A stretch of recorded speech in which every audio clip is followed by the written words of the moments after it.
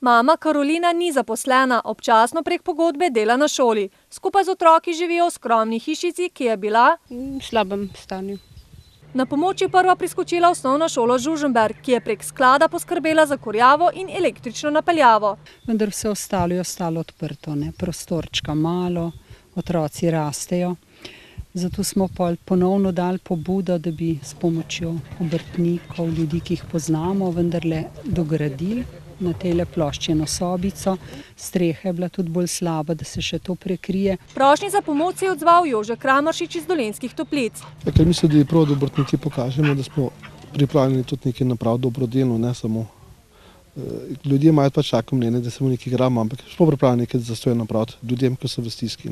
Moči je združilo 17 obrtnikov, dela pa so potekala dobra 2 meseca. Napravili smo streho, gradbena dela, inštalacije, računalnik, potem smo imeli gips, parket oziroma laminati,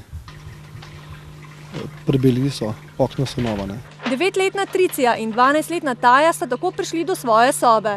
Dekletoma, ki imata 13-letnega brata Tima, je najbolj všeč postelja.